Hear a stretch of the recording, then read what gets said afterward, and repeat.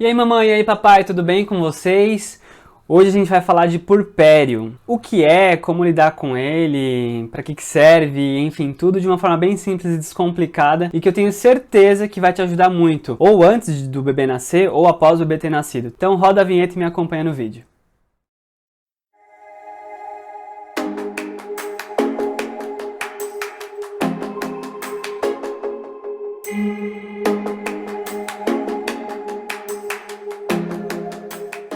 E pra você que não me conhece ainda, eu sou o Léo Silva, o pai do Bento, o marido da Juliana. Eu tô aqui dividindo as minhas experiências, as coisas que eu aprendi. E o máximo que eu puder encurtar o seu caminho, porque foi o que aconteceu comigo, eu tive que ver vários vídeos, várias fontes e tal. O máximo que eu conseguir te informar aqui, te nutrir de informações e encurtar o seu caminho, eu vou ficar muito feliz. E se você gostar do vídeo, deixa o seu like, já se inscreve no canal para os próximos vídeos aí você ser notificado.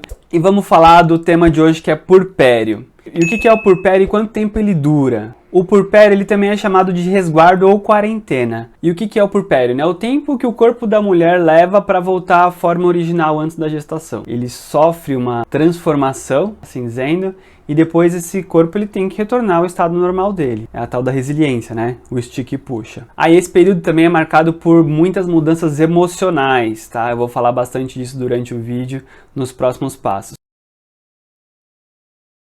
A única exceção aqui são as mamas da mulher, que elas não voltam ao formato original por conta da amamentação. É meio que normal, né? Então o bebê vai estar mamando e isso não... O formato do peito, enfim, toda a função do peito, das mamas, ela tem alteração e não retorna. Essa é a única exceção do puerpério, da fase do resguardo aí da quarentena da mulher. E como eu falei, são 4 momentos do puerpério. A gente tem o primeiro, que é do nascimento até 2 horas após o parto. Depois a gente tem o puerpério mediato, que é do puerpério imediato, né, das 2 horas após o parto, até o 10º dia após o parto. Depois a gente tem o puerpério tardio, que é do 11º dia até o 42º dia. E depois o puerpério remoto, que é a partir do 42º dia, que aí pode ser um pouco mais alongado, que é o que a gente chama de tardio. Via de regra são esses 4 momentos do puerpério. E aí as principais mudanças hormonais do puerpério, eu vou deixar até aqui umas colinhas aqui pra gente ler a parte mais técnica. A gente tem a queda do hormônio HCG, que é exclusivo da gravidez. A gente tem baixa no estrógeno também, eu vou deixar aqui a colinha. Baixa na progesterona, que um tá meio que ligado com o outro também, na parte mais a fundo, que eu não vou entrar aqui agora, mas um tem relação com o outro. Aumento da prolactina, que é o que estimula a produção do leite e tal. Eu vou deixar aqui também a colinha mais científica pra gente saber, entender. Legal, agora que a gente sabe o que é o puerpério, quanto tempo ele dura, a gente vai falar do número 1 da sequência aqui, do sangramento durante o puerpério. Logo após o nascimento do bebê e saída da placenta, o útero começa a voltar ao seu tamanho original e ele precisa cicatrizar também, isso provoca loqueação. Bem resumidamente, tá, o que acontece? O seu corpo é preparado ali, o corpo da mulher é preparado para receber, né, a casinha da criança ali, e os nutrientes, o sangue todo é enviado ali para o útero, para onde o bebê fica envolvido, beleza.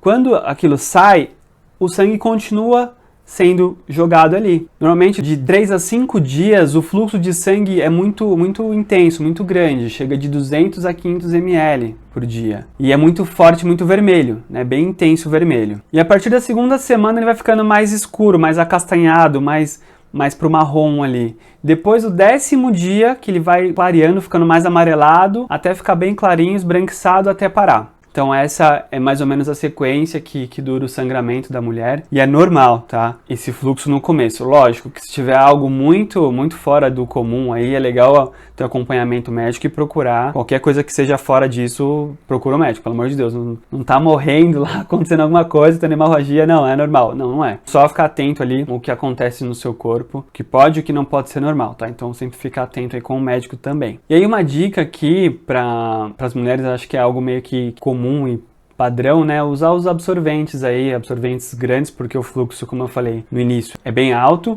E também tem aquelas calcinhas com absorvente. Eu sei que o preço é um pouquinho mais alto, mas vale a pena. E também depois investir naquelas calcinhas que vão até assim a altura do umbigo, acima do umbigo, ali também vão ajudar nesse início, que é tudo muito desconfortante, tá? Vamos falar do segundo ponto agora, menstruação após o puerpério, né? Quanto tempo leva para a mulher ovular e tal para menstruar? O retorno do ciclo menstrual da mulher, ele varia bastante de mulher para mulher, tá? Não tem algo muito tão certo assim para falar, tantos dias ela volta a menstruar. Normalmente, a ovulação ocorre 45 dias depois do parto. E aí a menstruação de 7 a 9 semanas depois do parto. Essa é uma estimativa, tá? Mas como eu falei, varia de mulher para mulher. Só que aí tem um parênteses, né, para as mulheres que amamentam, que dão... Como é que eu posso falar isso? E aí tem um parênteses para as mulheres que dão... Caramba! E aí tem um parênteses para as mulheres que não usam fórmulas, né? Que é aleitamento exclusivo do peito. Eu esqueci o nome disso. Caramba, eu tentei gravar já 3 vezes. Tem o aumento da prolactina, então isso pode inibir também a menstruação. Tem esse parênteses aí também, que pode fazer com que demore alguns meses a mais aí. Como a ovulação ocorre antes da menstruação, não dá pra saber quando exatamente a mulher tá fértil de novo, então não dá pra saber quando pode ter o próximo bebê. Mas o ideal é esperar o término do puerpério, até um pouco depois, enfim, né? Por conta do corpo, do organismo da mulher, tá? Cada um sabe quando quer ter outro filho, mas o ideal pro corpo e pro todo, né, essa fase inicial após o término do puerpério, que é certeza que tá tudo em ordem, a fertilidade tá em dia, tudo ok, manda ver. Vamos falar do item 3, o que acontece com o útero da mulher no puerpério? Então foi o que eu falei, durante a gestação ele estica ali, ele se deforma para abrigar um bebê às vezes de mais de 50 centímetros e mais de 4 quilos, né? Então uma transformação muito grande. E depois que o bebê sai, tem essa transformação inversa, né? O útero volta ao seu formato original, ele começa a diminuir ali para ficar no tamanho original, né? Na sua forma original. Isso pode trazer alguns incômodos. Algo que, além disso, acontece... É normal a mãe sentir cólicas durante o aleitamento, porque nesse processo de aleitamento ocorre a liberação de ocitocina também, que é aquele hormônio que algumas mamães tomam para poder ter contração na hora do parto.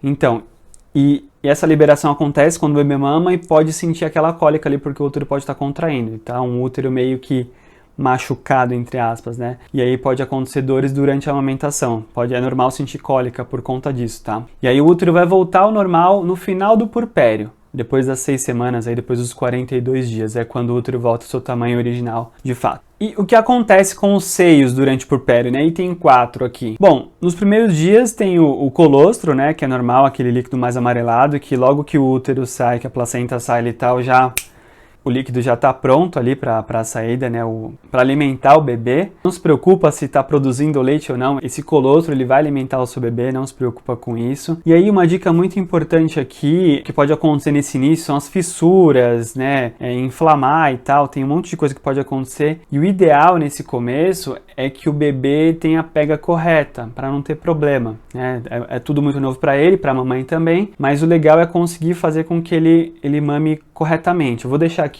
uma imagem aqui com algumas dicas de aleitamento, né, de posições. E o ideal também é que o bebê ele fique com a boquinha dentro da auréola, né? Se você colocar a língua, que eu coloquei a língua bem no comecinho aqui na parte de cima, é mais dura. Se você colocar a língua mais para trás, você vai ver que é mais mole. O bico do seio da mamãe tem que estar ali na boquinha do bebê, nessa parte mais mole, que aí não vai machucar e ele vai apertar a auréola ali e vai conseguir produzir o leite, vai conseguir tomar o leite. Essa parte é muito importante porque ele não tem que estar de fato ali direto no bico para mamar, ele tem que apertar um pouco na auréola, né? Não necessariamente no bico do peito. E essa parte molinha que você colocou, tenho certeza que você testou aí, que é a parte mais mole do céu da boca, é onde o peito tem que estar na boca do bebê, tá? Isso é muito importante. E aí é o que alguns médicos recomendam, outras mamães também tal, para se acontecer de ter fissura, que é normal também acontece, é passar o próprio leite dos mamilos ou usar algumas pomadas, enfim, até analgésico. Falar anestésico, mas é analgésico. Então até analgésico também se for algo muito, muito forte, se for uma fissura muito grande, se tiver muita dor, tá bom? 5. O que acontece com os órgãos da região abdominal, né, durante o puerpério? Como eu falei, o útero cresce ali, ele se desenvolve ao longo do tempo e os órgãos também se adequam ali ao espaço. E depois que o bebê nasce, fica um vazio ali dentro, né, fica uma flacidez interna. A Ju, minha esposa, sentiu muito estranho, né, aquela coisa mole e tal. Até para andar é meio diferente, porque imagina, você tá com um peso ali pra frente, de repente está sem peso, altera até o centro de gravidade ali, você fica meio até sem saber andar direito. Mas o ideal aí, pra não sentir esse incômodo aí, né, é usar a calcinha um pouco mais, aquela calcinha que eu falei mais acima do umbigo ali. Não usa cinta, tá? Não é recomendado usar cinta por N motivos, são prejudiciais, eu não vou falar aqui pra não me alongar muito, mas não usa cinta. Principalmente quem fez cesárea, né, porque é uma cirurgia bem na região abdominal, então não é legal, não usem, tá? Nenhum médico recomenda isso. O legal é manter uma alimentação muito bem equilibrada e tomar bastante líquido. Eu vou falar daqui a pouco nos próximos itens sobre alimentação, mas é o ideal também fazer alguns exercícios de forma leve, algumas caminhadas, tal, para poder exercitar ali e voltar até a região musculatura abdominal, ok de novo, tá bom? E 6. O que acontece com a vagina e com a pelve durante o puerpério? E principalmente para as mulheres que deram luz de parto normal, o canal vaginal precisa ser recuperado durante o puerpério. E para a passagem do bebê, a musculatura pélvica ela se relaxa e durante o puerpério ela tende a retornar a sua força e o seu tamanho e as suas dimensões ali normais. Isso nem sempre acontece, então exercícios de contração são bem-vindos nessa fase, o que também pode gerar, por conta desse relaxamento, incontinência urinária. Também é normal, tá? Acontecer isso nesse período inicial aí. E aí outra coisa que é importante falar aqui, com a saída do bebê por parto normal, né, pode gerar lacerações ou fissuras ali por onde o bebê passa e até episiotomia, que foi o que aconteceu com a minha esposa, né? Teve que fazer um cortezinho ali, o Bento era um bebê muito grande, e aí faz aquele cortinho que acaba sendo mais chato, né? Porque a recuperação depois tem todo um cuidado com a recuperação e tal, e pra gente foi bem complicado, até falando um pouquinho aqui da nossa experiência. Isso para cicatrizar pode levar até 3 semanas, tá? Todo esse processo aí que foi a expulsão do bebê ali. Em alguns casos, os médicos recomendam analgésico, até spray para poder aliviar ali a dor e tal. E aí uma dica que eu quero deixar para vocês aqui, né, no meu caso, eu ajudei muito minha esposa com os afazeres de casa, levando água para ela, tudo que eu podia fazer para ela evitar se levantar, fazer força e tal, porque tinha os pontos ali, né? Inclusive os pontos depois caem ou o corpo absorve, fiquem tranquilas quanto a isso. Mas você, papai, ou a família que estiver próxima, ajuda nesse comecinho, que é muito importante. Enfim, é um processo muito, vou falar traumático, mas é porque não é trauma, tá? É trauma de muita força ali, de muito, né, enfim, a expulsão do bebê, né? Algo muito forte ali, tá? Então toda ajuda é muito bem-vinda a essa hora. E aí 7, o resguardo sexual no puerpério. E aí no item anterior eu falei que da recuperação do canal vaginal e tal, para quem teve parto normal, mas para quem teve também falando agora desse item, para quem fez cesárea, a vagina também sofre das mesmas coisas aqui, porque com a queda da liberação de estrogênio, a vagina tende a ficar com menos lubrificação e em alguns casos até inflamar. Então isso acontece tanto para quem teve parto normal, para quem fez cesárea. E antes que a vagina ou os cortes da cesárea estejam completamente cicatrizados ali, o sexo pode causar dor e até inflamações. O ideal aí é que aconteça após o puerpério, tá? Um período bem de exclusividade do bebê ali, de o parceiro se entender, né? Entender a esposa e se entender sozinho. Os homens vão saber o que eu tô falando aí, né? Tem várias maneiras de aguentar essa fase aí sozinha e tal, né? Como vocês fizeram na adolescência, rapazes, vocês sabem do que eu tô falando. E é isso, eu acho que é um momento muito importante de total atenção pro bebê ali e pra esposa que acabou de ter o bebê e é isso, tá? Então, homens, aguentem firme as pontas aí, é tranquilo, ninguém morre, tô vivo aqui pra contar a história, tudo passa. E 8, o que acontece com as emoções durante o puerpério? Nossa, essa parte eu acho que é a que mais pega as mulheres e é o que mais afeta todo mundo no final das contas, né? Porque é uma mudança muito drástica, como eu falei de alguns hormônios lá no começo do vídeo. E tem não só mudança de hormônio, né, mas você sai da maternidade com um serzinho dependente, totalmente dependente de você, que você não sabe lidar, se você coloca pra lá, se você coloca pra cá, meu Deus, o que eu faço? É tudo muito novo, então tem cobrança, tem exigência, tem comparação, então desde já não se compare com ninguém, você é a melhor mãe que você pode ser, fica tranquila, sinta o que tiver que sentir. Não se cobre, tá? Essa explosão de sentimentos vai acontecer normal. Eu falo por mim mesmo porque o pessoal fala, nossa, agora você virou pai, não sei o que é aquele amor. Eu não senti esse amor que todo mundo fala logo no início. Cara, eu demorei um tempão pra sentir o amor que eu sinto pelo Bento hoje, meu Deus. não tem o que falar do quanto esse amor é grande, mas demorou um tempo pra isso acontecer. Foi um namoro, foi acontecendo. Não foi assim, papum, né? Nasceu ali, nossa, meu Deus. Existe o amor, óbvio, mas não é aquela coisa que todo mundo põe expectativa, nossa, amor de mãe e pai. Então fica tranquila quanto a isso, tá? E aí, do que eu tava falando dessa explosão de sentimentos, né? Vai juntar a privação do sono,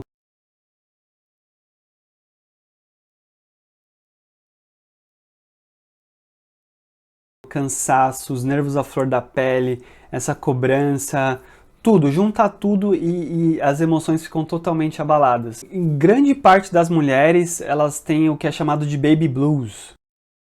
American Pregnancy Association, que fala que de 70% a 80% das mulheres sofrem desse baby blues, que é um sentimento negativo, que é um sentimento ruim durante essas primeiras semanas, 2 primeiras semanas pelo menos. E normalmente é o tempo que leva, normalmente leva 2 semanas para isso acabar, tá? Essa tristeza, esse sentimento que você tem pelo bebê e tal, essa incógnita, né, essa dúvida. E aí, seguido do baby blues, tem a depressão pós-parto, que é algo que dura mais tempo, tal, que é necessário acompanhamento médico, psiquiátrico e psicológico. Que você procure um psicólogo ou um psiquiatra, né? Essa é a recomendação, caso isso passe de 2, 3 semanas, tá? Essa tristeza, essa falta de interação com o bebê ali e tal.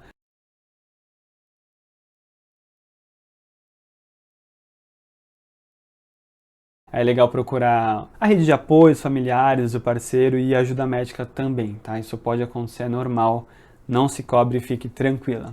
E 9, os alimentos durante o puerpério. Eu vou falar dos alimentos que vocês devem evitar e os alimentos que são bons durante o puerpério, né? Que vão ajudar na cicatrização, enfim, em todas as coisas que acontecem durante o puerpério. Então, bebida alcoólica, né? Não precisa nem falar muito, mas é bom evitar, porque pode reduzir a produção de leite. Bebidas que contenham cafeína, Coca-Cola ou refrigerante de cola. Eu falo refrigerante de cola, mas todo mundo toma Coca-Cola, né? Ninguém toma Dolly Cola.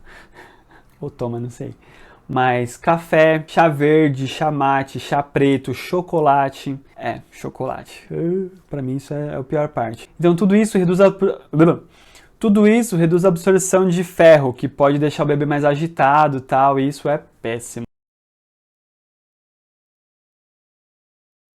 Comam direitinho para ter um bebezinho tranquilo, tá? Pelo menos reduzir isso. Não ser aquela coisa, ai meu Deus.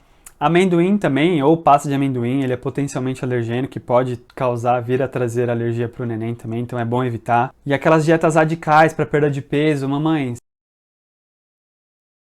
relaxem, se deem o tempo de vocês agora, não precisa emagrecer da noite pro dia, calma, dê tempo ao tempo. Então não precisa fazer dieta maluca que vai atrapalhar tudo, inclusive o aleitamento, que é uma parte crucial da maternidade, tá?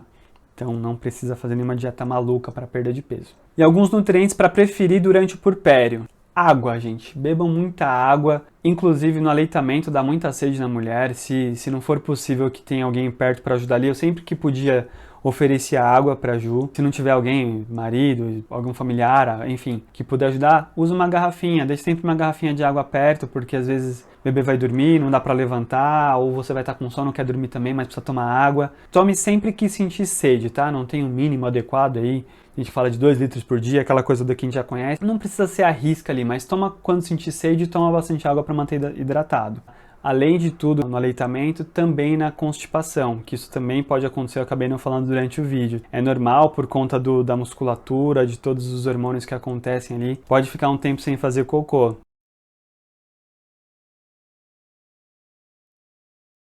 Isso é normal também, tá? Então a água vai ajudar a hidratar aí nesse momento, tá bom? E a vitamina C, que eu vou falar também por conta das fibras, se puder, coloca suco de laranja, suco de limão também, que é rico em vitamina C, que vão ajudar nas fibras aí que eu vou falar agora também, tá? Que são várias fontes. Gente, agora eu vou colar porque é muita coisa. O que é bom também aqui, alimentos fontes de ferro. A gente tem carnes, aves, ovos, vegetais verdes escuros, feijões, beterraba, melado de cana.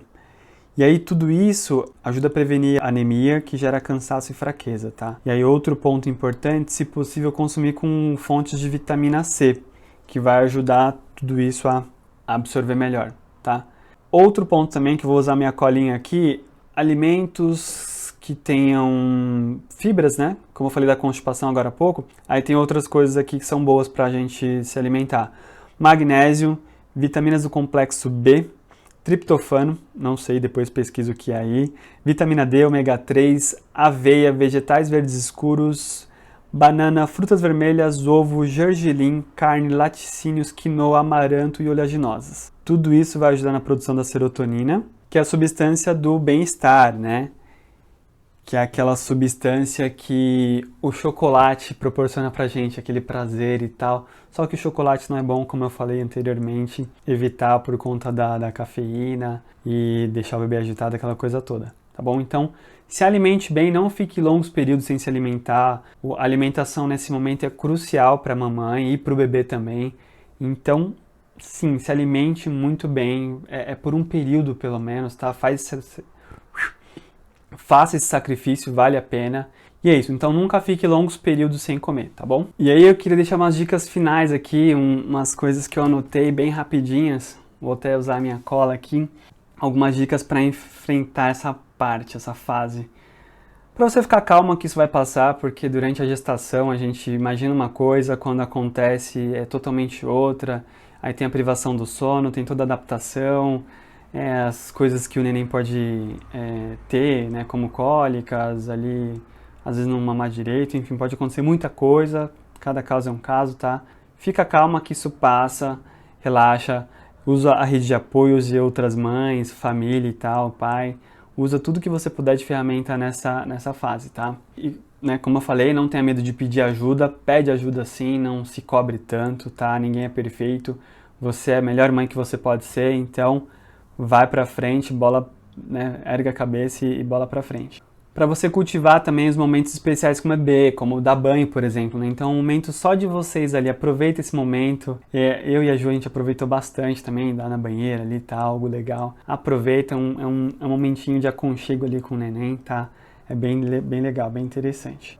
E evita reprimir os sentimentos. Se precisar chorar, chora. Se precisar dar risada, dá risada. Se precisar desabafar, desabafa. Então, essa fase não se reprima, não se cobre, tá? Deixa rolar. Solta tudo e se permita, viva.